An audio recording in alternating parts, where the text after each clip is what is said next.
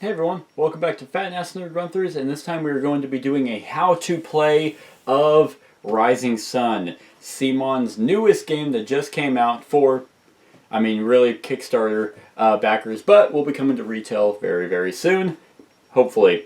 Rising Sun is a game set in Feudal Japan that is extremely negotiation-based as well as area control. So I am going to be doing the setup and then I will jump into the how to play. Okay, so I'm trying something a little bit different, so bear with me. The board is already actually completely set up, but I'm still going to go through with you step by step of what you will do to get to this point. So, the first thing you're going to do is obviously set up the board in the middle of the table, where everyone can easily reach it if possible.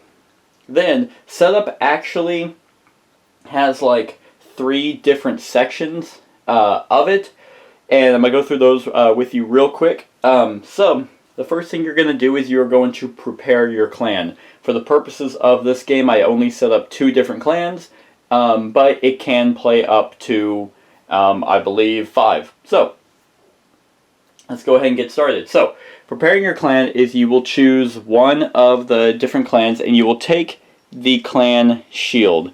What this is going to tell you is your clan's special ability, your 3 different types of fighters, your seasonal income, endgame bonus, starting honor, and then your home province. So, you are going to choose which one or randomly deal that out. So you're going to take this, then you're going to take the miniatures that correspond to your, your clan color, and then if you haven't already, you're going to take the different colored discs and assign them to specific people.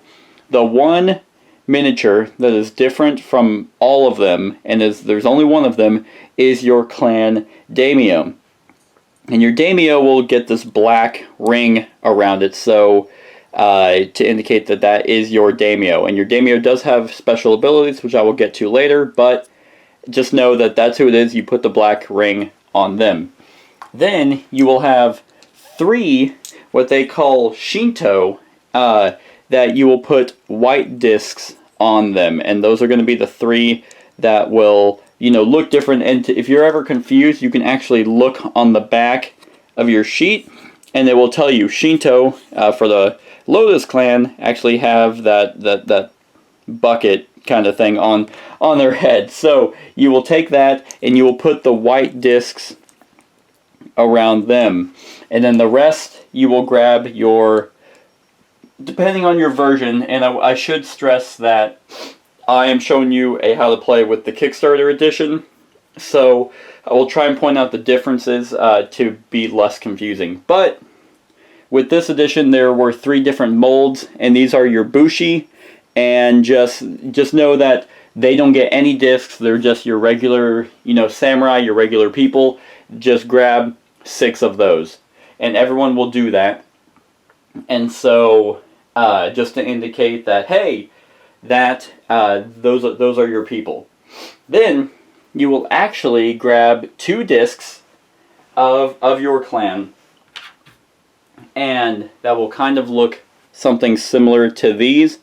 One of them for each clan will go down at the very bottom, right at the very bottom on the sun symbol. Let's kind of move this and zoom in real quick. Right there.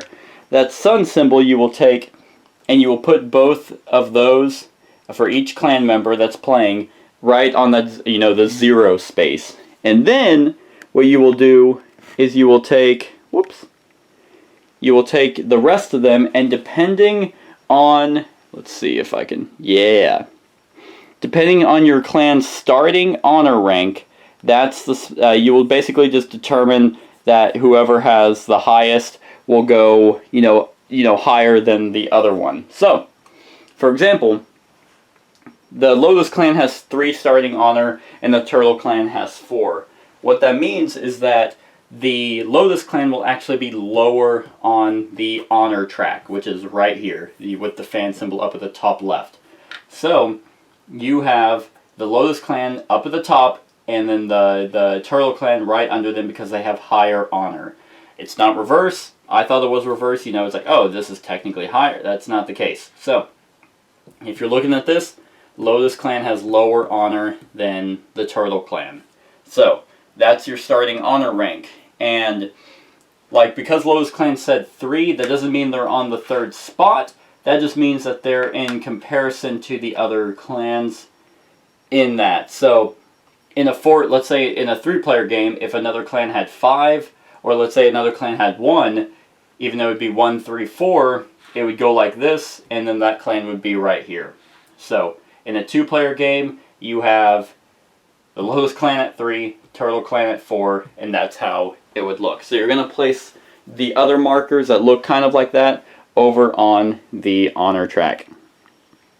Then, you will actually take your daimyo, 1 bushi, and 1 of your strongholds, and the strongholds will be a token if you have the retail version, but if you have this kind of version, if you have the daimyo pledge, you will actually have a model of it, and you will take a stronghold, token or miniature, and your daimyo, which your daimyo is the one with the black ring, and the bushi, and you will place them in your clan's home province. So your home province it will tell you down at the bottom, but just know they all correspond to the color of your clan. That's where you start. So everyone will do that, and then you will also take these rings. If you're familiar with Blood Rage or anything, these are rings that will go on monsters that you can recruit to your side. Then you will also take your province's alliance yin yang alliance token and place that over by your screen. And then last, you will take a political mandate and war advantage tile, and you will kind of place it, let's see, let me zoom out real quick. You will place that behind your screen, kind of like that. All the political mandates and war advantages are the same. It's just that this is where you put them. So that is setting up your own clan. That's the first thing you will do. Next, what you will do is you will prepare the kami. And what the kami are these tokens up here. Well, not tokens, sorry. These tiles up here. And the game actually suggests you start with these 4. So I'm going to butcher these. Amaterasu, Fujin, Hachiman, and Tsukuyami. So the game suggests that you start with these 4. They do come with 7 total, so you do not have to follow that. But they will actually go up at the top in these 4 slots here. It does not matter in what order they go in, so you can just place them right up there in their spots. That is preparing the kami. Like I said, there are 7 that you could randomly shuffle together, and there will always be 4 per game. Next, you are going to prepare the season decks. And the season decks are a little bit different. So, there are 3 different seasons corresponding to the 3 basically total rounds of the game. You have your spring, summer, then autumn. Kind of have it backwards here, but basically 1, 2, and 3. So, how you will prepare a season deck. Let me zoom out. So, each season comes with basic season cards, which they have no symbol up at the top left, unlike these cards here. So, you will basically take all of those, ignore these. If you have them, you can throw them in here, but just ignore that. You will take the basic cards, which have no symbol. There should be 7 of them. There are 7 of them. And then you will then decide what basically set of season cards that you want to use. And the set, what I mean by that is which symbol do you want. And there are 5 of those. So you can use the horse set, you can use the T set, or you can use the archway set. The game recommends you start with the archway. So that is the one that I am going to grab for each season. So what you will do is you will take, the 8 cards and then the 5 set of seasons. You will not have to shuffle these. You can just choose that's the one that you want. So you should have 12 cards. And you will do that for every single set. You will not have any different, core sets. So like, if you chose the Archway for spring, you will have the same thing for summer and for autumn, and that's just kind of how that's going to go. So, you will take those, and like I said, you won't have to shuffle them. It's not going to make any sense whenever I explain how you deal with that. So, that is actually the third thing that you do, is you prepare the season decks. Then, really, what you do is you will take, these are the War Province tokens right here. I will actually zoom in into this little area, because that's kind of the final thing for everything else. So, you are going to have these War Province tokens right here. You will take a stack of them, and there are actually 3 different kinds, and they will show you, whoops, I was zoomed in too much. They'll show a 1, and then like this, another stack will show a 2 at the top, and another stack will show a 3, and those will correspond to the 3 different seasons. Spring will go with 1, summer with 2, autumn with 3. And you will have all 8 of them available. And then you will have either tokens, or if you have the Daimyo Pledge, you will have these flags here. What these flags are is basically to indicate which war province will be activating. So you can have all the tokens out if you want, but I will let you know that you will only ever place these equal to the number of players plus 2. So since I set up for a 2-player game, all I will ever need are these 4 tokens. If you were playing a 4-player game, you would need 6 of them. In a 6-player game, I guess you would need 8. So you will have that. Then you will set a pile of coins. I have the metal ones, but if you don't, you'll have plastic, and then those will go there. You will take the Action Mandate deck, which will be cardboard if it's retail, but they're going to look similar to these right here. And you're going to have, Betray, Harvest, Recruit, Marshal, Train, and I'm pretty sure that's it. So you just look for those if you don't have these, and you'll just put those in a stack. Then you will have Ronin tokens that you will also place in a pile right, near the game board. And then, so that's pretty much all last steps that you're kind of going to do, just get everything organized. And then also, you will have the monsters over there. Now don't freak out, there's not 4, there's many more. There was just no point in me pulling out all of them for the purposes of a how to play, so I pulled out 4 of them. So that is the last thing that you will do, and then your board should look something similar to this. And that's the setup of Rising Sun. In Rising Sun, you are your own clan trying to gain the most honor, which is, in turn victory points to, win the game. You're going to do this through 2 different phases. The Rising Sun performs in 2 different phases, the political phase and the war phase. And technically there's a tea ceremony at the beginning. It doesn't really count as a phase. But you're going to do the political phase, which is going to be where all your actions are, and negotiation, and then war phase is kind of like a cleanup of battle where, obviously war happens. So, what I'm going to do is I'm going to explain, the concept of the tea ceremony, and then I'm going to go into all of your actions. I'm going to explain what each of those does, then I'm going to go into the war phase, and then I'm going to go into how the game will end. So, that's that. Let's go on to the tea ceremony. Alright, so before the tea ceremony actually even happens, there's actually what is called the season setup. And what this means is that there are a few things that will actually happen before, any alliances are actually formed. What that means is that you will take the first season, war provinces, and you are going to place them over here, right over here, right there, over on this war province chart.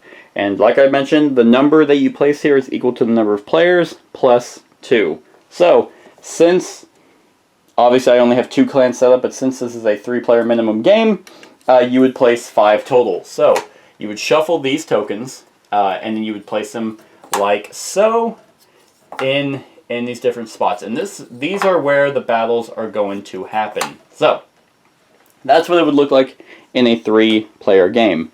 Then the other 3 are actually going to be, you know, removed from the game or just set off to the side, whatever you want to do. But what you will then do is you will take these tokens, either the numbered tokens or the flags, and you are going to place them on the corresponding spots. So number 1 is going to be Oshu, and if you look and notice, actually on the board, there are these circle spots right here above the province's, you know, color and benefit for that province, which will come, you know, which will be told later. But since Oshu is actually the first one, that the number 1 token will actually get placed in that circle.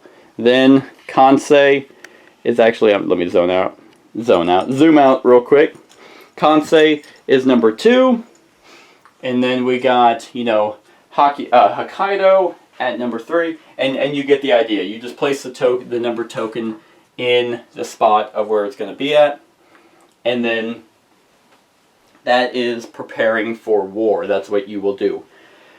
Then you will actually take the season cards. This is why I told you not to shuffle them, because what you will then do is really wherever you kind of want. I will do my best to make it as organized as possible, but you will actually set these out for potential draft.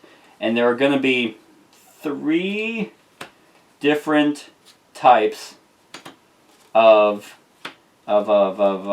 colors, not 3 different types, 4 different types of colors that will make more sense, you know, pretty much whenever I explain a certain action. But you will actually set those up kind of like so. Yeah, that doesn't look too bad. And the reason why there are some stacks like that is because those are duplicates. So you will place them all face up, stack duplicates if you want, and those are the cards that are available for the season. Then you will gain seasonal income, which is based off of your clan's seasonal income, which is up at the top right. So the Lotus clan will actually gain 7 coins. Woo! That's 3. Hey, I got 7. And this is open knowledge. Coins and Ronin tokens are open knowledge. The only thing you hide during the game are during the war phase. And the Turtle clan will gain 6. And then you would return any hostages, which I'll explain whenever that comes up. So that is actually the seasonal setup. Okay, so the tea ceremony is actually basically where you're going to try and negotiate and create alliances with all the players. In a 2-player game, I mean, that's not even gonna happen. But I mean, I just set it up for 2 players. In fact, actually, now that I think about it, you can't play this game with 2 people. You need at least 3. But whatever. That is the game will still work in this how to play because I'm just explaining core concepts. But just know that you can't play with 2. You need at least 3. So tea ceremony. Anyway, this is where you're going to try and create alliances, which will give the people in an alliance extreme, bonuses. Now, what you will do is you will try and negotiate and make promises and bribes and stuff like that to try and get someone to ally with you. Let's say it's these 2 clans and they're like, hey, if you ally with me, I will give you 5 coins.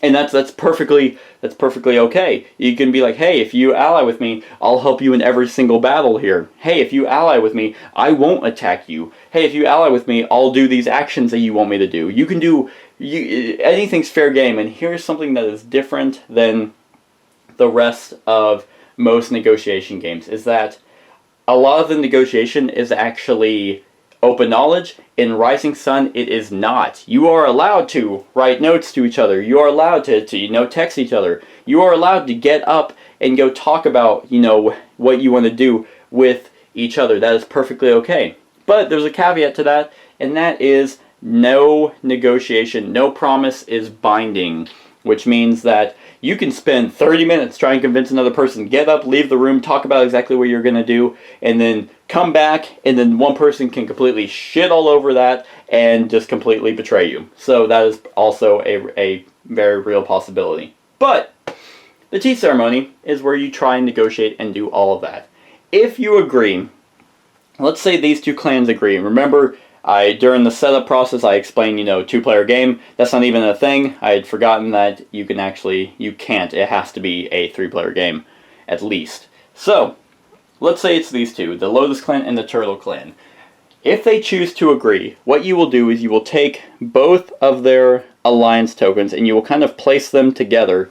And you can place them really anywhere, but a good spot is up at the top of the board in that sunny area. What that shows right there, right up at the top, for everyone to see, is that these two are in harmony. They are in alliance with each other. And I'll explain actually what the benefits of being in alliances, but what that also means is that no one clan can be in an alliance with another clan. With two clans. So since you only have one token, that means that for this season, these two clans are in alliance, and that's just how that works. So here are the effects of being in an alliance. Basically, from each political mandate, you get an ability. You basically will get to do an extra bonus for the action that you choose. And your ally will also get to do that same action. That's going to make a little bit more sense whenever I explain what the actions are, but just know that there's a bonus if you're allying with someone. What this also means is that you guys do not fight each other during the war phase. If you're the only ones in a province, you guys don't kill each other. Hey, that's pretty cool.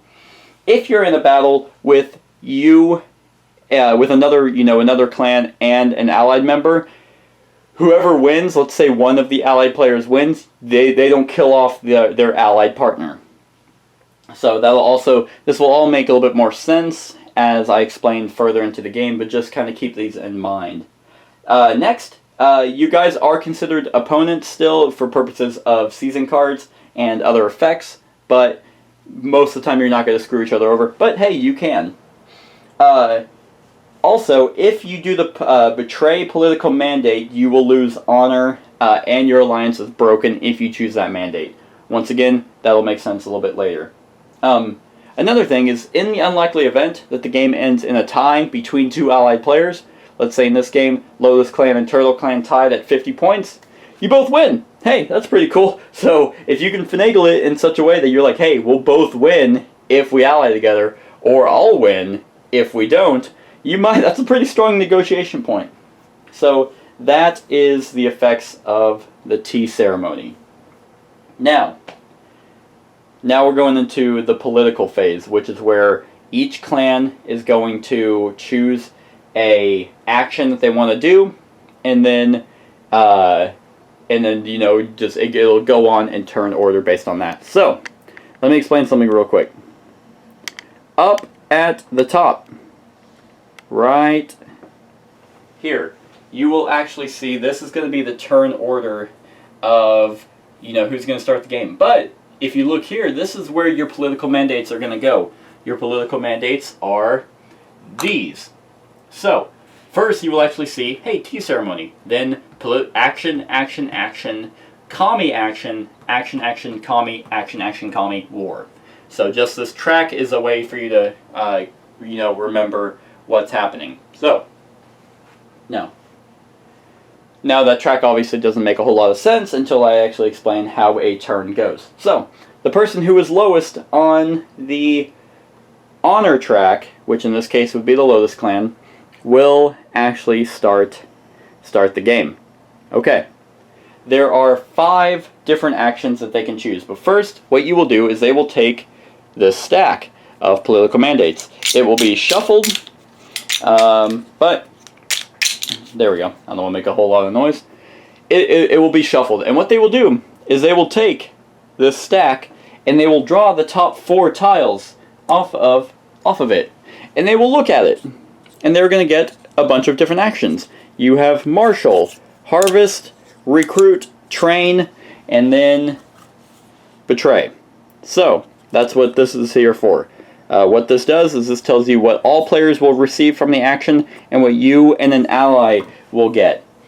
So, what I'm going to do is I'm basically just going to walk you through each action that you can do instead. I was really hoping the next one was a Betray. But, so just remember what they will do on their turn. They will draw the 4, they will choose one to do, and they will actually place it, in the next available mandate slot right up at the top.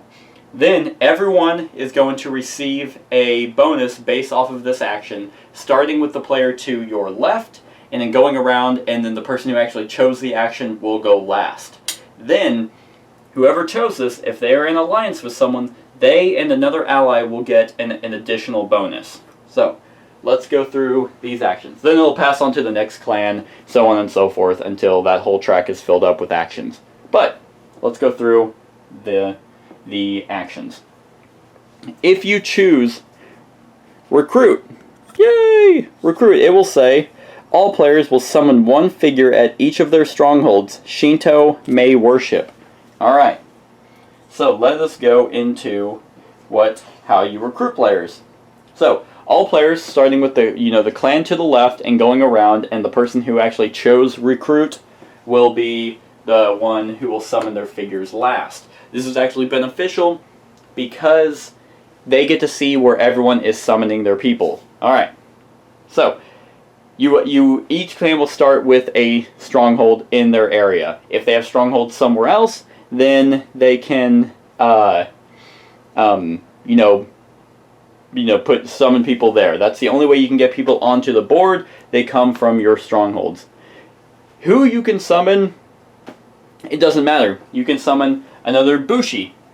So, let's say, since actually the Lotus clan had lower honor, they would have technically gone first. So, the Turtle clan can summon one right there. Then, obviously, not a 2-player game, but I'm only going to do this because there's no point in me bringing out a third clan.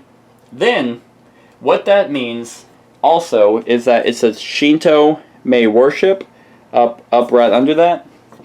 You can summon you can summon a Shinto, and when you summon a Shinto, then and only then you can immediately move it to a shrine up at the top. And a shrine is basically these kamis, Tsukuyami, Amaterasu, Fujin, and Hachiman. You can take a Shinto, and only a Shinto, so the white bordered ones, and immediately move them up to one of these. And these will basically grant you special effects during the kami phases. Now, let's just go and put one there for the Lotus clan. Lotus clan wanted to go into Tsukuyami. Okay. If you can put a Shinto in a spot, and that's fine, and it'll count, as a fighter in that spot. But later on, you cannot move them up to a shrine. It is only when you summon them during it's only when you recruit them during the recruit action is when you can move them up there. Now, Shinto that are up at the shrines, up at the top, are not considered on the map, and that's important for special effects and other things. But just know that they are not considered on this map. Now, that's basically the recruit action.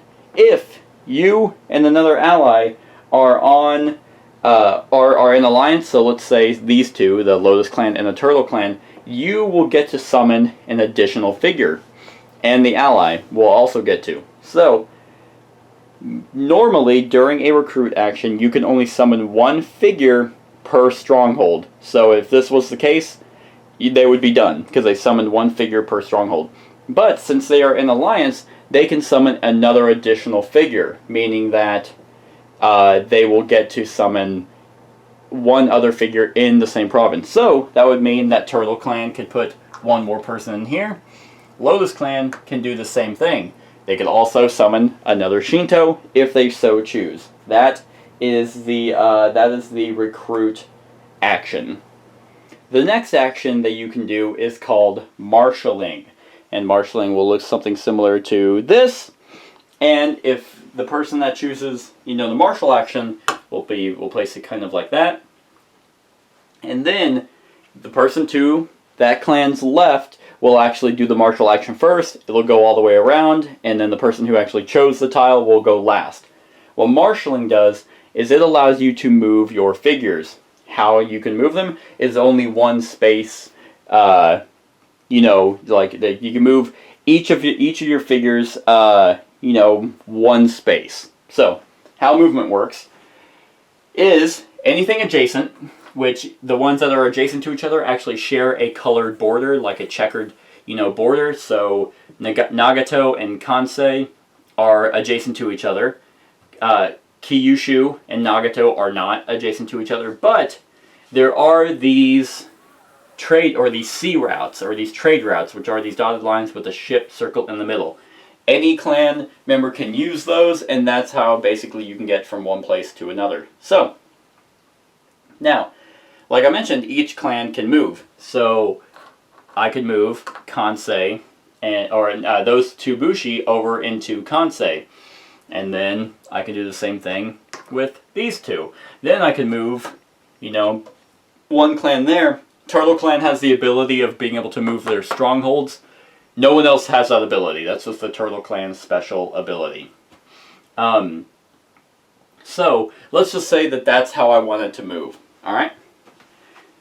The second bonus ability between you and your ally, the person who chose the tile and their ally, if they have one, is they can build a stronghold for 3 coins.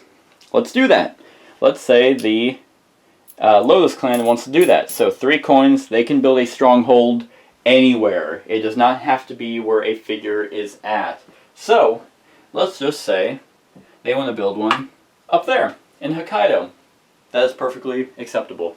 The Turtle Clan, since they're allied with the Lotus Clan, they are more than welcome to do the same. They can build one up in Hokkaido if they want to. They can build one in, somewhere else. It doesn't matter. There is no restrictions to the number of strongholds in an area, or, where they can choose to build it. So, that is the martial action. The third action that you can do is train. Now, this is the only action that the person who picks it gets to go first. So, train is how you get season cards. So, the person training gets their first pick of these cards. Now, let me go through each individual color and kind of explain what they do. So, let's go with green. Green is pretty much your kind of like your clan upgrades. Like for example, this one is Path of the Kennen, which says it's a Bushi upgrade. After you summon, you may place an extra Bushi in any of your strongholds. So hey, that's pretty cool. What training does is, like I said, you get to get your first pick. What you will then do, to take the Path of Kennen, they would have to spend 2 coins. Oh, wait! If you and an ally pick this ability, then you actually have to spend 1 less. So the training alliance bonus is every card that you buy. Well, not every card. You can only ever buy 1 card, but the card that you buy actually costs 1 less. So that is the Path of Kennen. That's kind of what the green ones do. They are clan upgrades. Next, you have red. Red are your war upgrades, and they actually kind of say it right here. Enhancement, war upgrade, right there if you can read that. So, Way of the Shogun, which says, at the start of the war phase, gain 3 coins. That's pretty good. That'll make a lot more sense later on. But that would cost, for the Lotus Clan, just 1 coin. Then you have your monster summons, which is the Oni of Skulls. That's just one of them over there. So, this would cost 2. If you choose to take a monster, you will take that corresponding monster figure, which luckily I do happen to have out. It was one of the 4 I pulled out. And then you'll take it. This is it, right here. And you will actually take one of your discs and you will place that on the bottom to indicate that, hey, he is yours and he will be yours for the rest of the game. If you choose to actually summon a monster, you can immediately summon it in any province that you have a stronghold. So, hey, that's pretty neat. Let's go ahead and say that the Lotus Clan takes that and puts it up in Hokkaido, because hey, that's where they have a stronghold now. That's pretty cool. And what he does is he says 3 force is basically your power in a province, in any province where you have the lowest honor. Woo! Alright. So, now that's not necessarily good to put up in Hokkaido, but, oh, there we go. Now you can kind of see him. But you never know, he still counts as 1 force. Every monster that you acquire has 1 force unless otherwise stated. Your Bushi, your Daimyo, your Shinto all have 1 force as well, unless otherwise stated. But those are brown. Brown are always monster acquires. And last are blue, which are virtues. And most of them are endgame, like during the winter phase. In case you didn't notice, there is really no winter. It's spring, summer, then autumn. That's because the whole land gets blanketed in snow. You die if you try to go to war, I guess. But this is righteousness, which says for each of your figures that is killed, you gain a victory point. You gain honor. So, those are kind of your options. There were more over there. I just happened to take the monster one. So you'll place that face up next to, your clan sheet, kind of like that, to show everyone, what abilities you have. And then that's that. The rest will go back onto the spot. And there we go. And there we go. And there we go. So, like I said, you can only ever buy 1 upgrade per train action. Then, so since you get to go first, it'll go around. Your ally will get to do the same thing, buy 1, and then they pay the coin, except you pay 1 coin less. So that is the train action. The next action you can take is the harvest action. So it'll look something similar to this. And I'm going to place it over here up at the top, but I will come back to the Kami action. But the harvest action, all players gain a coin. Doesn't really matter in what order this happens, because that's just the basic ability. Everyone gets a coin. So, Lotus Clan gets a coin, and Turtle Clan gets a coin. Now, the secondary ability really, really benefits the allies who are in alliance. So, what this means is that you and an ally will collect rewards for each province where you have superior force. Now, what does this mean? So these all have provinces, and each province has a particular, reward for it. So, like Kyoto, that symbol right there means victory points. So since Turtle Clan and Lotus Clan are in alliance, Kyoto is actually going to get 4 victory points because he has the superior force.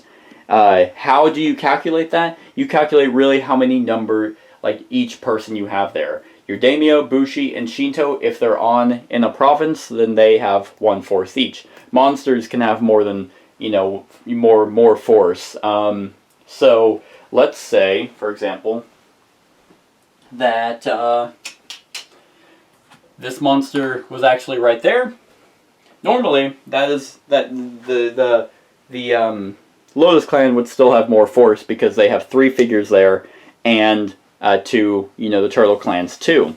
But let's say it looked like this. I told you that each monster has a force of 1 unless otherwise stated. Well, then you would look at the honor, because as of right now, the Lotus Clan actually has the lowest honor, which makes that Oni of Skulls worth 3. So it is 3, 4, 5 to the Turtle Clan's 3, which means they have the most force there.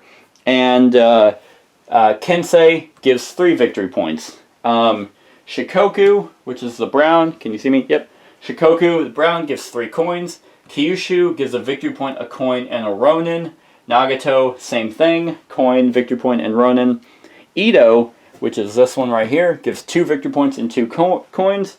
Oshu, which is right here, gives 3 coins. And Hokkaido, which is up here, gives 2 Ronin.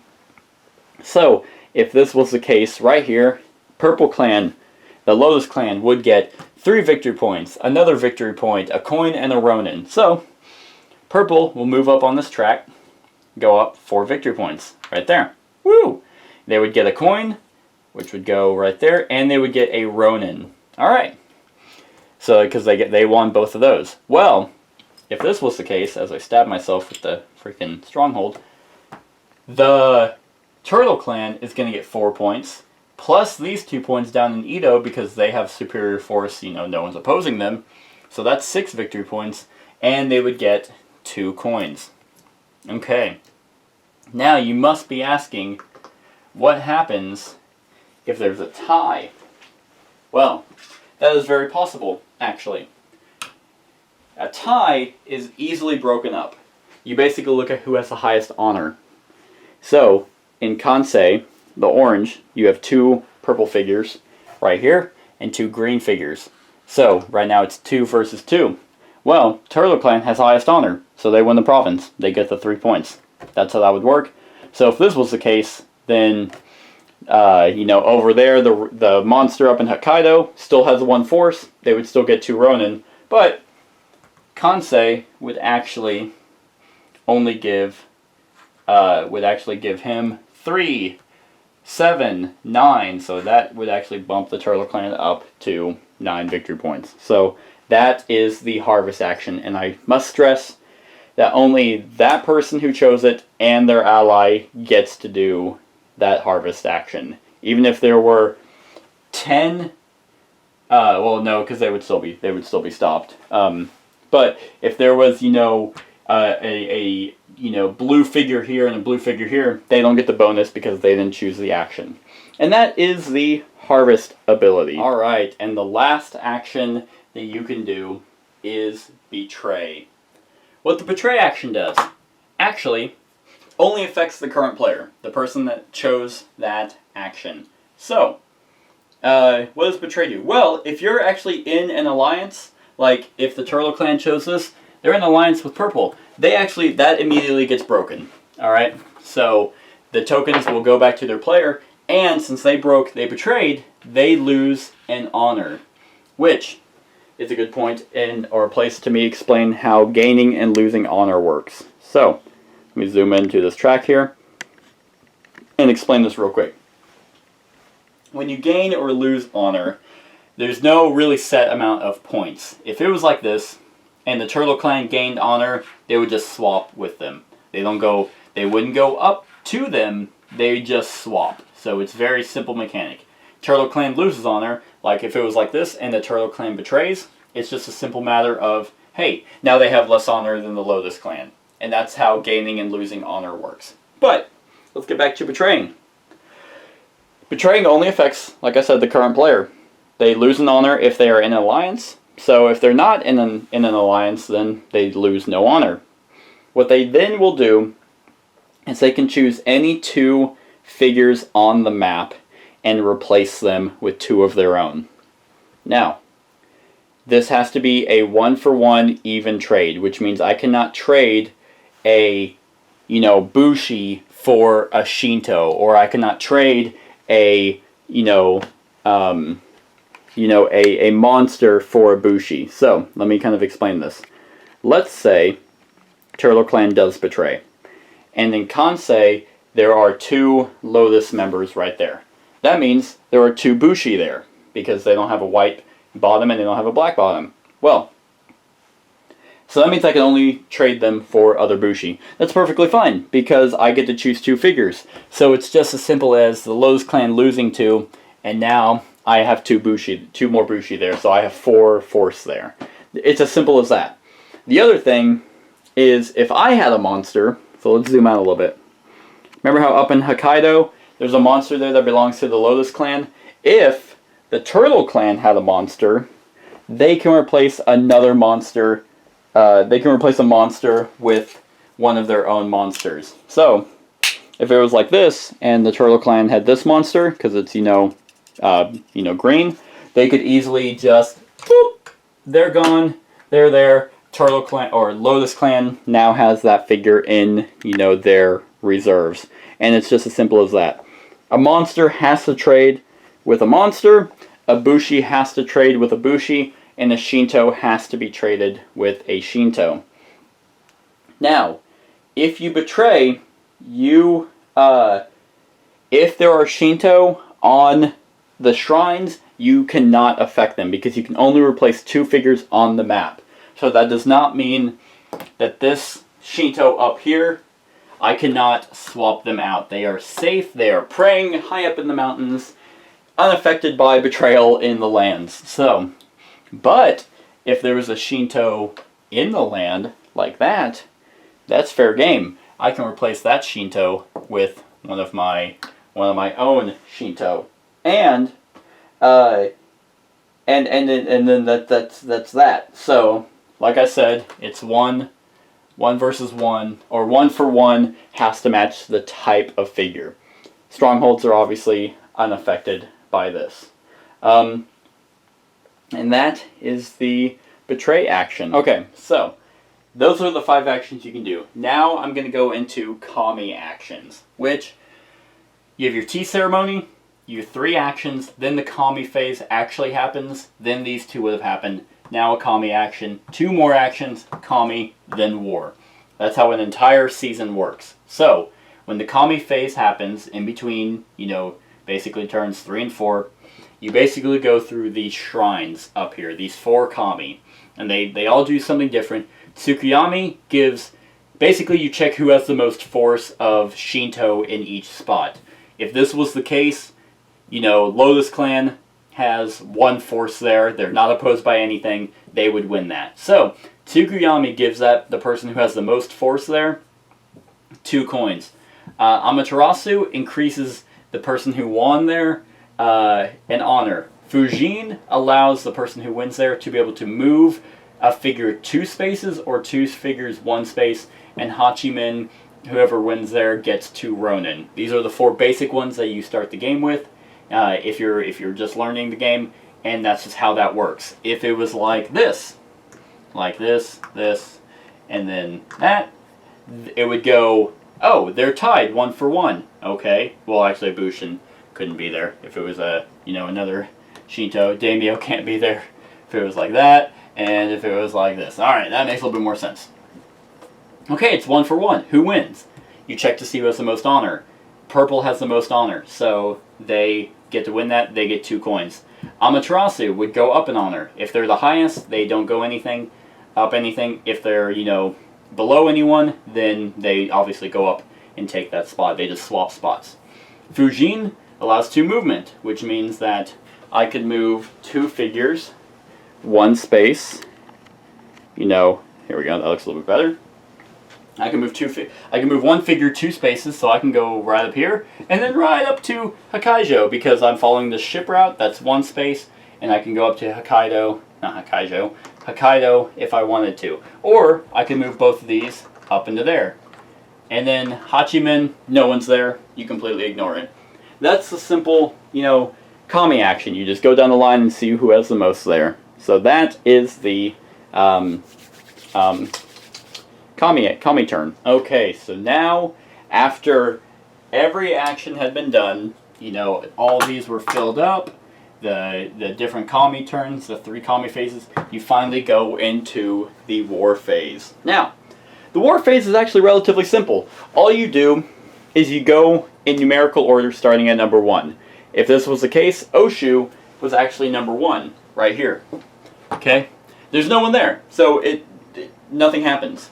Then you go to number 2, which is actually the orange. So, a battle happens. During the war phase, you will actually flip your political mandate token or tile over. And these are the war advantages. This is how battle works. This is all kept secret behind your screen.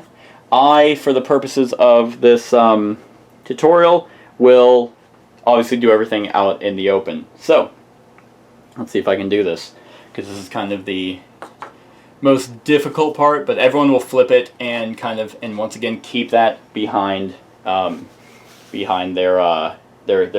shield, their clan shield. So, here's how you look at each each province. So there are a couple checks. If nobody has any force in the province, then that token just gets discarded. Oshu would just get discarded. Then, if only one player has a force, they automatically win. And then they take that token. And what I mean by take that token is that each war province token that I set up earlier over here, these are claimed by people, which I'll explain in a sec. But Oshu gets discarded. Now we're on Kansei. So, let's say that, let's skip that one for a second, and now let's check. There's Nagato. Nagato would be number 4. Hokkaido is number 3. Hokkaido only has the one force to the Turtle Clan. Turtle Clan automatically takes Hokkaido, and they place it next to their clan. Nagato, same thing. They would just take it. Now these are things that you check, before even a battle begins. If only one person has force there, then they automatically win it. Then you check, if 2 allied players have force there, you do not kill each other. Like, what happens is, let's say the Turtle Clan and the Lotus Clan was still in alliance. During that betrayal, they're actually not. But, let's say they were. Kansei, they would not kill each other. But the person with the highest honor would still get that province token, which would be the Lotus, because they have the most. So they would take the Kansei one, if they were allied. They are not. Then, if there are at least 2 players who are not allied, a battle begins. Now, here's how battle works. It is very, very simple. Your coins are what you are bidding. Coins are still open knowledge. Every single battle that you can do, you can ask, hey, how many coins do you have? And they have to answer you truthfully. So, here are what you are bidding on.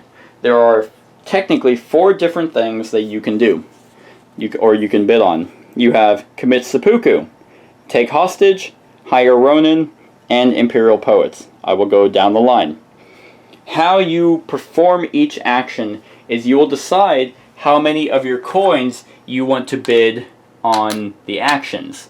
If it was like this, 3, 2, then 1, and seppuku was 2, take hostage was 3, and then hire ronin was 1, and I'll do imperial poets just for just to explain it. That's how it would go out. You do not have to bet all of your coins. You don't have to place any. So here's how this works. Once everyone has agreed to that, hey, I placed all my coins that I want to place, you then reveal, as I throw up, you reveal your clan sheets, and then you go basically down the line. Whoever spent the most coins during each individual action will happen, and they go in order. Seppuku, take hostage, hire ronin, battle outcome, then imperial poets. And there's arrows to indicate the order of these actions. So, if a clan, I'm going to take all these coins off. If a clan bet more money than the other clans for seppuku, they kill all of their people. They may kill all their figures. They do not have to, because a beautiful thing about the battle is that you can spend a bunch of coins just to prevent someone from actually doing that. So the Lotus Clan could have put all their coins into seppuku and choose not to kill their people. They just didn't want another clan to commit seppuku. Why? Because here's what happens. If you do decide to kill, you have to kill all your figures. For each figure you gain or you kill, you gain a victory point and you gain an honor. Because it is a lot more honorable to die at your own hands than at the hands of your enemy. So, that is the seppuku action. Next is the take hostage action, which says may take 1 hostage. Once again, you do not have to. You can just try and prevent someone else from doing it. Then, what the take hostage action means is that you get to take 1 figure in the province belonging to another player, even from your own ally. You can take your own allies hostage. It's removed from the province and you place it next to, your own clan screen. You're the one taking it. They are now your hostage. What that means is that if in, Kaido, the Turtle Clan succeeded at, taking a hostage, they would just take a figure and place it next to their clan sheet. Then what you do is you actually take a victory point from them and you gain one because you are taking one. So that is how that would work. If the purple clan was at 1 and they were at 9 and I took that Shinto hostage, purple clan loses 1, turtle clan gains 1. So that is taking a hostage. It says figure. It does not say Bushi. It does not say Shinto. It does not say, it says figure. Figures count, monsters count as figures. You can take a monster hostage. So that is how the, at least to my understanding, you can take monsters hostage. Here's something very, very important. Daimyos cannot be taken hostage. So that will actually say it specifically on the clan sheet. Daimyo, immune to betrayal, hostage, and other effects. They are pretty much immune to everything. They can still die, but they cannot be taken hostage. So here is yeah. So whenever I talked about the betrayal action, you can now replace a daimyo with another daimyo. So that's just for to go back a little bit. But that is taking a hostage. Hostages will come in during the seasonal setup. So I'll explain that later on. Then that's take hostage. Hire Ronin is another one. Whoever wins this will basically, they add however many Ronin tokens they have in reserve to their number of force. If the Lotus Clan had 5 Ronin tokens that they gained throughout the entire season, and they win the Hire Ronin challenge, what this means is that now, after that, you go to battle outcome. So let's just say that this was how it was set up. The Lotus Clan did not commit seppuku. Turtle Clan did take a Shinto hostage, but Lotus Clan did hire enough Ronin, and they have 5 tokens. What this means now is that you check the battle outcome. And how you check the battle outcome is whoever has the most force. Right now, it's 1, 2, 3 to 1. Oh wait, no, the Lotus Clan hired all their Ronin, so they add 5 to their force. So now it's 6 to 3. And the Lotus Clan, wins Kansei. So what they do is they take that token and place it next to, their clan. You might be thinking, oh, okay, so you just spend your Ronin. No, you do not. Your Ronin tokens stay with you the entire war phase, meaning that if the Lotus Clan was going to be in another fight later on, and they win the higher Ronin, they add another 5. Just like coins, Ronin tokens are also open knowledge. You can ask how many Ronin do they have. That is, and they have to answer you truthfully. Alright, those are the 3 things that you can bid for before the battle outcome.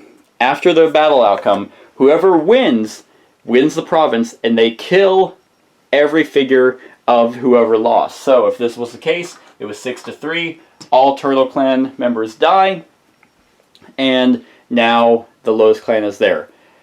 If the Turtle Clan and the Lotus Clan were allies, they would not kill each other.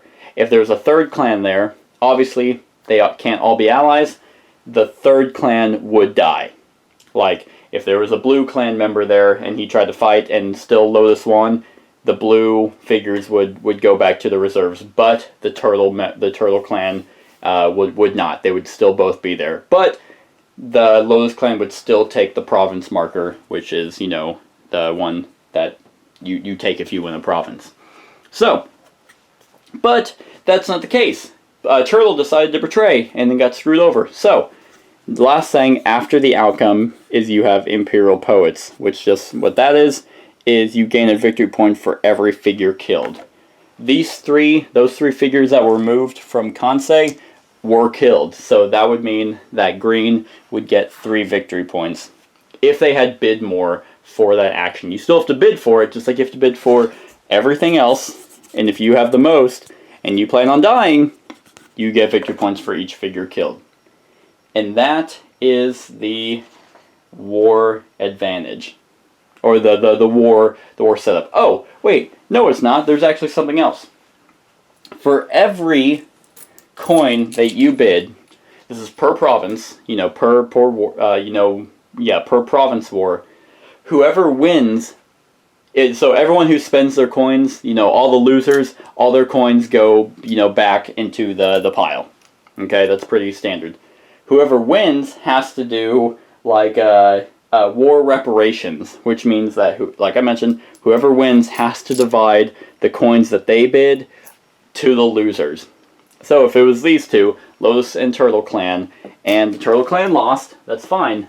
The Lotus Clan would have to get rid of all their coins that they bid, not all of them, but the ones that they bid for these actions, they'd have to give them all to the Turtle Clan. So that is war reparations. If there are more than, one clan, let's say it was Turtle Clan and Fox Clan, and Lotus Clan won, well, the Lotus Clan, did 6 coins to win that, so they would give 3 to the Fox and 3 to the Turtle. So as you can imagine, if you win more, you're not going to have a lot of coins to be able to bid a whole lot. So that's kind of like the balance between that. And if you try to win, and you spend a lot of coins, and you still lose, you get something back so you can still kind of keep fighting. So that is the war phase. And the last thing within a season is called seasonal cleanup. What basically, all the coins that you had during the season go back into the stockpile. So, like, if I had, this many coins by the end of the season, oh well, they go back to the pile. So everyone starts off fresh. Then, any Ronin tokens that you had, those would also go back to the the stockpile. All Shinto that were up here praying and stuff, those would go back to the reserves. They do not go onto the board. You do not summon them. They go back to the reserves. And all political mandates would basically go back to the deck. And then you would just start the next season. You would go into season 2, which would be spring, and whoever starts the next season is not the lowest person, it is whoever would be next to do an action. If you remember, it was clan shows, the next clan shows, and so on and so forth. So, if it was these two, which it can't be, remember a 3-player game, it would be Turtle, Lotus, Turtle, Kami, Lotus, Turtle, Kami. Damn it, I'm going to ignore the Kami. Turtle, Lotus, Turtle, Lotus, Turtle, Lotus, Turtle. After the war phase, season 2 would start with the Lotus. So, I cannot stress that enough. It does not restart at lowest honor. It is whoever would have been next to choose an action is who gets to go. Okay. So that is that. Also, one thing. So if we were to do the next season, all of these cards that weren't chosen would go away. And then you would start over, you would basically set out the next set of season cards. The ones that people chose stay from season to season. And then one thing that during the, seasonal setup is you return hostages. In the last season, Turtle Clan took a Shinto hostage. They would give them back before the tea ceremony, and they get an extra coin from the common pile for each hostage that they return. And that is the seasonal setup. The only thing left to talk about is how is the winter season, the end game. Okay, so the winter season end game is very, very simple as well. Basically, you have war province tokens, and you get an extra point for each token that you had. So for each season 1 token grants you 1 victory point. Each season 2 token grants you 2 victory points. Each season 3 token, like if you won this one, would give you 3 victory points. Then what you do, and this is on the bottom of everyone's sheet, they're all the same. You look at end game bonus. The number of different war province tokens you have gives you extra points. If you have 3 to 4 different provinces, you get 10 points. 5 to 6, 20, 7 to 8, 30. So that's a pretty big jump. There are 8 provinces. So to get 30 points, you would need to at least have won a battle in every single province except for 1. You could do 7. So I'm not saying that's impossible, just saying it might be difficult, but you get victory points from your War Province tokens per, season. So Spring 1, Summer 2, Autumn 3. You get your endgame bonus for each different token. The total 3 to 4, 10 points. 5 to 6, 20 points. 7 to 8, 30 points. You also get, winner upgrade points. Some cards will say things like, end of the game, Form of the Phoenix. Gain 3 points for each different virtue you have. These are, there are different kind of virtues, if I can even find one. I can't find one, but it'll say virtue, and that will get you extra points. And then whoever has the highest victory points wins the game. And that is how you play Rising Sun. And that's it, everyone. That is how you play Rising Sun. Basically, the only thing I want to apologize for is that I was talking at the beginning during setup, a 2-player game. I actually had forgotten that you can't play this game with 2 players because of the alliance thing. It has to be a minimum of 3. And that's that. Obviously, I have the Kickstarter edition, so you are seeing a little higher upgrade quality, so I hope that doesn't confuse any of you. Excuse me. I hope you can still figure out, oh, these strongholds are these tokens and stuff like that. But yeah, that's Rising Sun. I should also stress that each clan has their own ability, which could kind of alter the way I explain things here. Like, for example, the Turtle Clan, their strongholds can move, and they count as one force. Everyone else's strongholds don't count as a force, that's just where you summon. Lotus Clan, they actually just get to choose a political mandate, put it face down, and make it whatever they want it to be. The Koi Clan, the Red Clan, basically every single Ronin, token they get counts as a coin, and then during battle, they can their coins count as Ronin. So it's kind of like a double trade there. So I will say every single clan's ability is gonna sound broken and sound overpowered, but that's everyone's. So you're overpowered together. That's it. That's Rising Sun. I hope you enjoyed. If I made any mistakes whatsoever, let me know in the comments below, and I'll like and love it so it shoots up to the top for everyone to see. Other than that, like, comment, share, and subscribe, and have a wonderful whatever time of day it is for you. Hey everyone, thank you for watching, and I really hope that you enjoyed the video. If you want to support us, you can go ahead and click that link to go to my Patreon account. If you have any suggestions, you can go ahead and click the link in the show notes below to go to my Board Game Geek list. Other than that, like, comment, share, and subscribe, and have a wonderful whatever time of day it is for you.